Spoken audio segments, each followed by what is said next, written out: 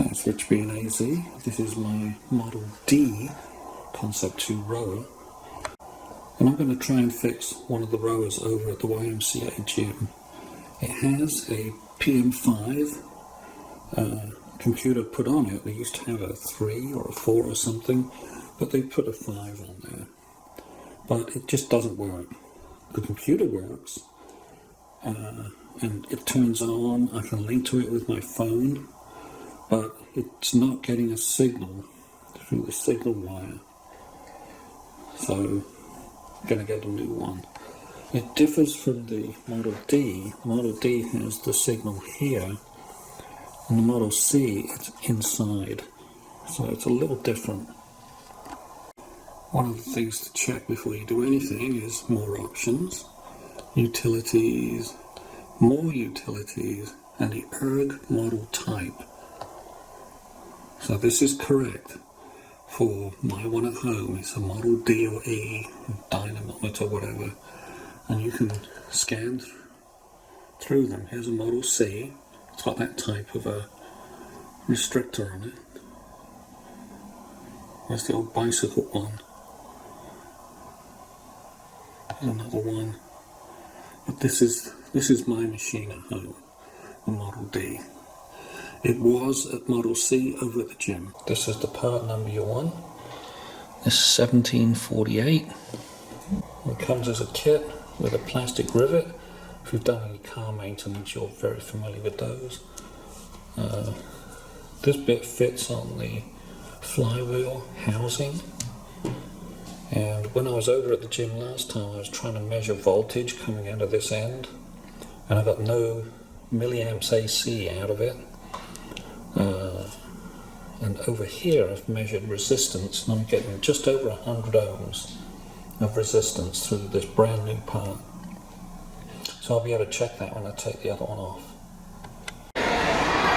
Okay, so this is the Model C rower. I'm going to see if I can fix today. People play with the cable trying to get it to work. Of course, that's never going to happen. The first thing I've got to do is there's a thing under here. I have to take this wedge off like that. Then I can break it in two. So this is the wedge piece that we turn to jam it in. Okay, I've got to take this out. You can't do it one-handed. Then you've got to flip it all the way over. That's where the cable comes out, so I have to loosen that off. And you've got to get in there somewhere. And there's another piece of this. It must have broken at some time. Got to get this out. Okay, so the plastic rivet that's holding it in is right here.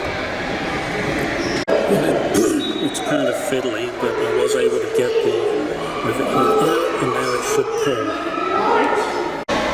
Okay, so there's the speed sensor half out. I think the easiest way is going to be to lever this bracket open on the other side, on this side where it goes through, and pull it all the way through from that side, rather than take it off. Okay, here you can put it on for you. Looks about the easiest way to do it. I did take one out, big washer drop, I got it. And it's a little fiddly getting a new one in. But it's in.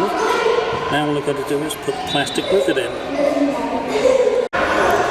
Okay, one thing you've got to do is make sure that the elastic runs outside of the speed sensor, and then you want to get most of the slack out of that cable all the way back to where it comes through the hole in the side.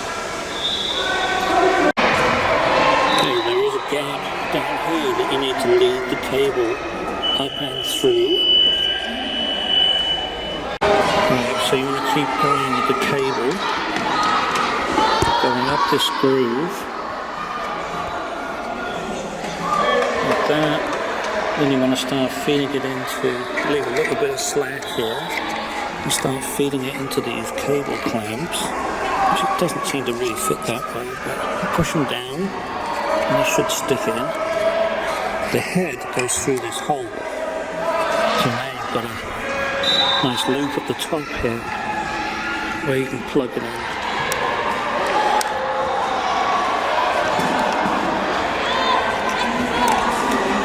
Okay, let's see if it works.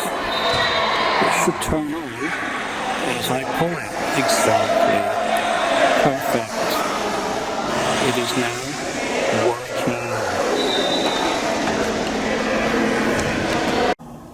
Okay, so I'm back out with the speed sensor that didn't work. I highly suspect this kink in the wire, which is where it went through the frame. Looks like it's been pulled taut. I've tried wiggling it around, but I'm not getting much joy out of it. So if you're wondering what's inside the speed sensor, this is it. The cover popped off pretty easy. You just stick a small screwdriver in, ta-da, like this, at this end, and just peel it, and it pops out fairly easily. Yeah, that's all there is. A small coil of very fine wire, the metal core in the middle to detect the passage of something, and it generates a little signal. Right, so part of my inspection of this thing was I cut the cord right there, which is before the bend that was in the cable where it goes up to the machine.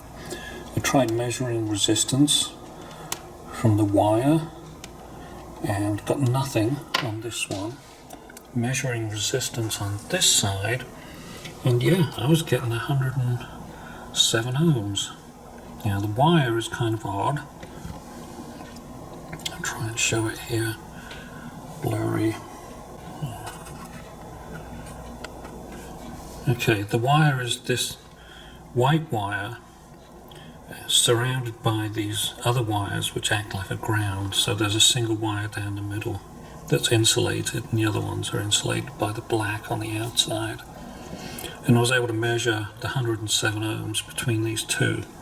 So there was nothing wrong with the speed sensor itself. It was the cable that went bad, and I bet it went bad right there. So with these cables on the machines, don't play with them. Leave them as they're in position. They're tucked in for a reason, so they don't get damaged. This one goes up to the sensor up here, but the one on the other one goes inside. So don't pull them out, don't tug on them, because that will break the cable. They're very fine wires inside.